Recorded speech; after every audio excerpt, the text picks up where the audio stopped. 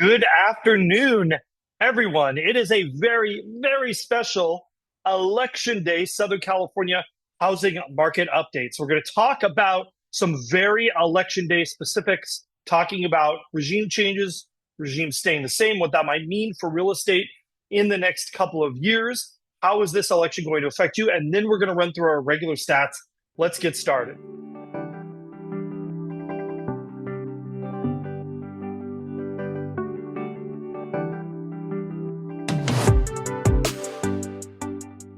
Hello, everyone. My name is Stephen Meade with Domicile real estate for people who love houses. This is our very special election day housing market update, and we're going to take a little bit of time. We're going to talk about how this election is going to help affect you as it relates to housing and real estate. So obviously, this is for Southern California. So if you're in another part of the country, that may vary. So really, there's three things we're going to talk about that I think are on everybody's mind, and I want to know how will the outcome of today affect those three things. So the first thing is interest rates, and we're going to actually save that one for the end because that's kind of a big, more open-ended one. Next thing we're going to talk about is SALT taxes, right? So that's number two, state and local taxes. If you are a buyer of real estate in Southern California, if you are not familiar with this, if you're not a property owner yet, you soon will be, I'm sure. And then the third thing we're going to talk about is capital gains, because I think, especially in a place like California, that's a really big consideration for many of you out there who are watching it. So let's go ahead and get started. I want to talk about the capital gains first. So one of the things that we've seen is that if you're looking at the different proposals of the different candidates, Harris has said that she is going or planning on increasing the capital gains rate to 28%. And while that sounds real bad on paper, I don't think any of you are going to ever really see that, especially if you just take a little bit of time and relax. And the reason why is this. There is a lot of political wherewithal right now, and this is, by the way, bipartisan and kind of outside of how this election today turns out, to raise the capital gains exemption for homeowners. So as it stands right now on the federal level, if you are single, generally speaking, with some rules and restrictions, check your tax professional, et cetera. If you're single, you get a $250,000 capital gains exemption, meaning it does not matter what the capital gains tax rate is because you'll never see it. And if you're married, you get $500,000. Those numbers were determined in the early 1990s. Guess what has happened to home prices since the early 1990s? Well, they've gone up quite a bit. And so there's a lot of political wherewithal right now, and we think there's going to be some progress in the next 12 months to raise that capital gains exemption limit and then also to peg that to inflation so that number won't be stuck behind. So I think it doesn't matter who wins today. I think that is something that's coming down the pike. So capital gains, I think no matter what happens, you're probably going to be in a better position a year from now than you are today. Now let's talk about those state and local taxes, right? If you are in California, for example, where the median home price is quickly approaching $1 million, and if you're in Southern California, it is past $1 million, there is a limit on state and local taxes, your deduction, and that limit is $10,000. And we've got one candidate says that his plan is to remove that state and local tax limit, that deduction limit. I'm a little incredulous because this is the same person who put this in place in 2017. So that would kind of be an interesting change there.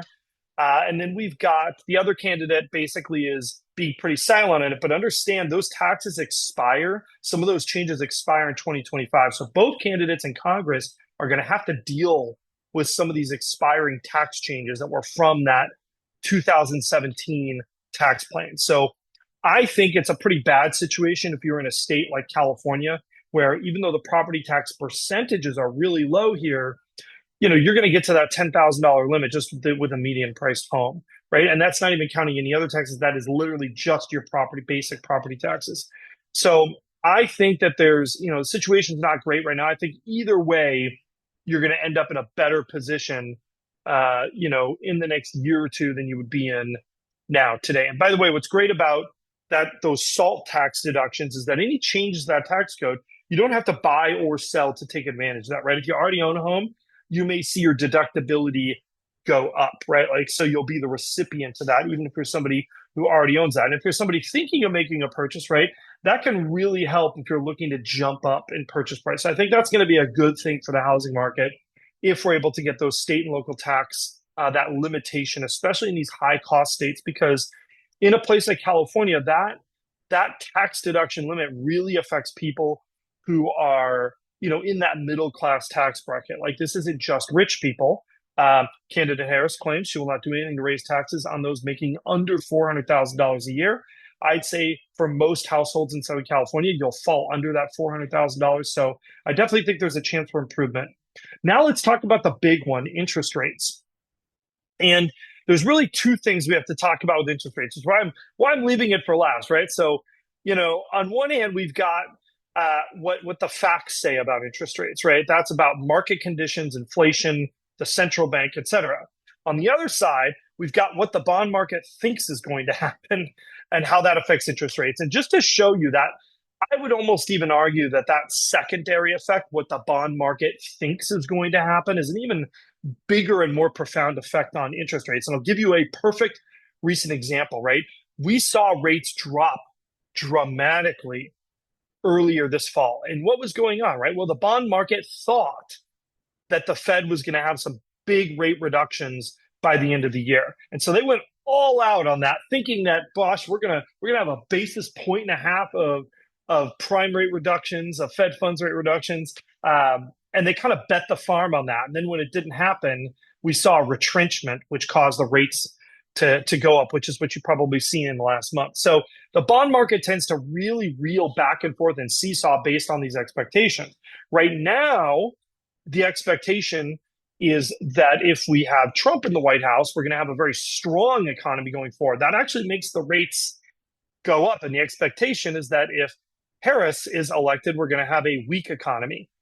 What I've noticed about the bond market is the bond market's initial move is always based on expectations, but it ends up settling on the facts. So in the old days, we used to have this phrase in the mortgage industry. It was called buy on the rumors, sell on the fact, right? And it would mean that the rumors would swirl and rates would drop. And then when it didn't work out how the bond market planned, the rates would jack back up again. So what's my expectation for rates next year?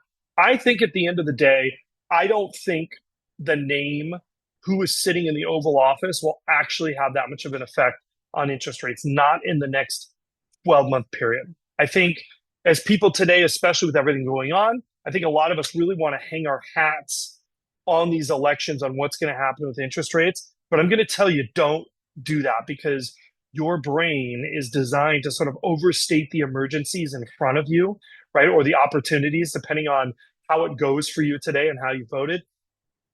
But it tends to sort of discount maybe some of those more important long-term building blocks. I think the long-term building block really you have to think about is deficits in congressional spending. I think if Congress, like as a whole, continues to spend like a drunk sailor on leave, I think that's going to make it difficult to really get into that lower interest rate environment that I think a lot of people are yearning for.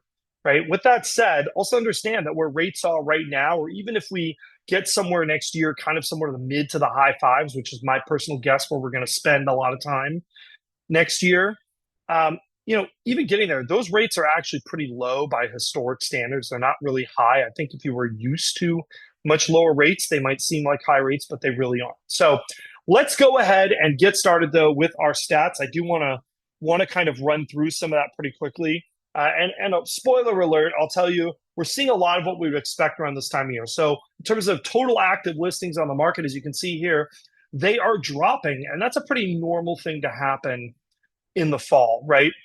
We're going to see those active listings dropping. And that might even be a little more pronounced because nobody wants to put their house on the market election week.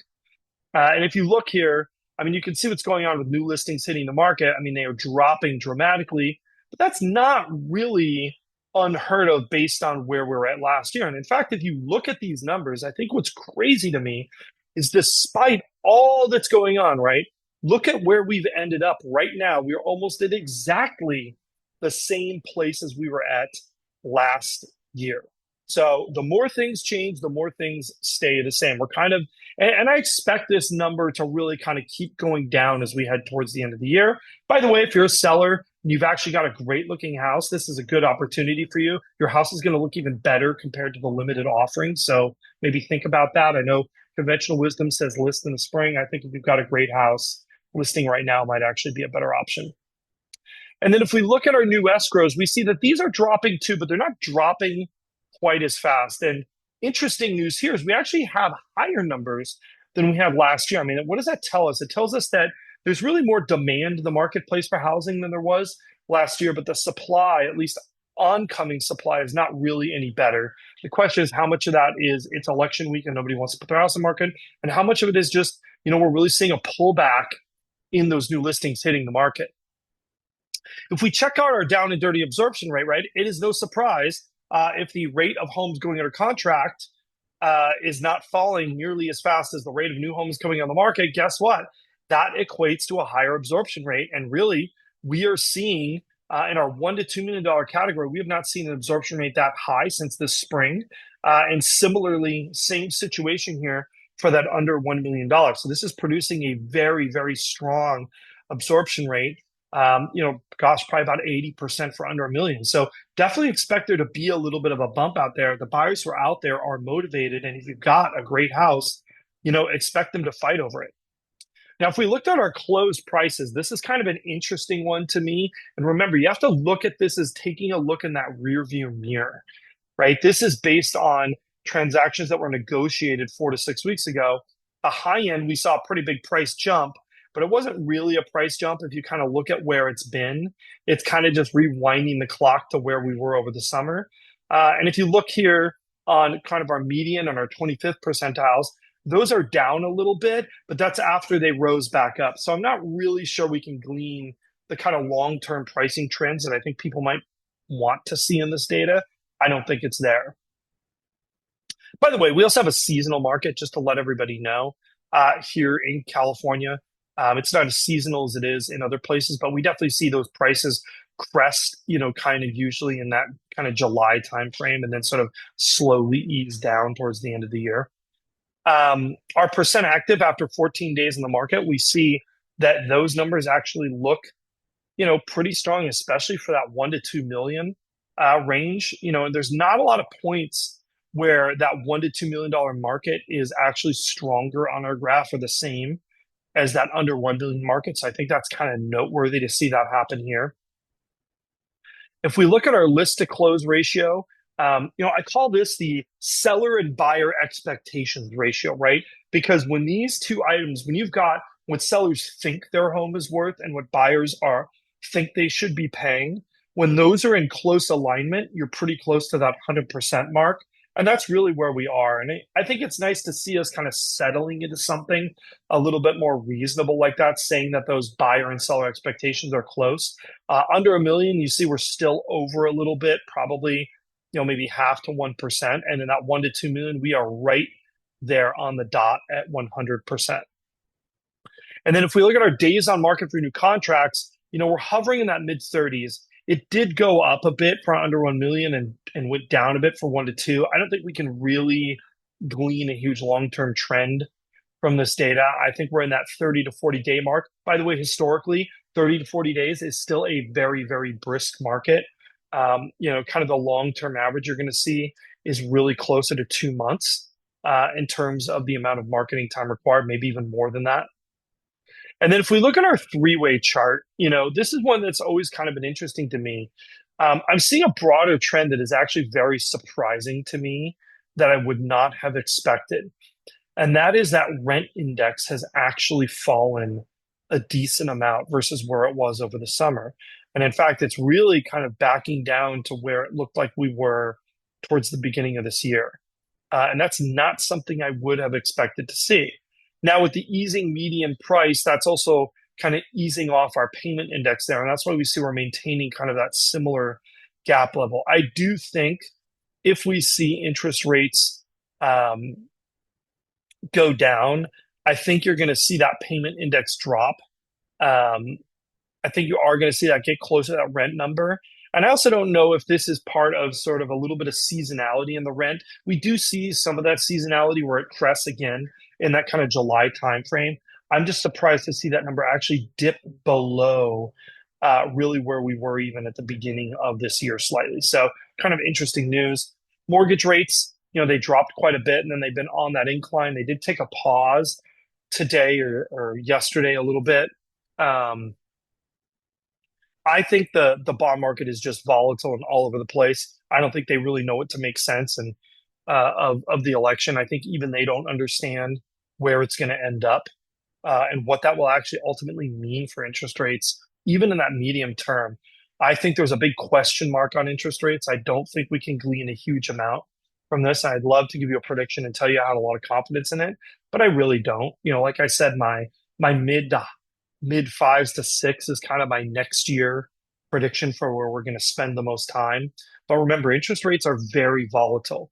The bond market is the most volatile, I think, of the financial markets, especially right now. So, not sure what's going to happen there. We're just going to have to wait and see. Anyhow, I hope you have enjoyed this special Election Day edition of our Southern California housing market update. My name is Stephen Meade with Domicile Real Estate. Once again, if you'd like to get some of our expertise for buying or selling here in Southern California, absolutely, we would love to help you out. Don't forget to like, subscribe, and hit that notification bell. And let's see what else. We're going to see you again real soon.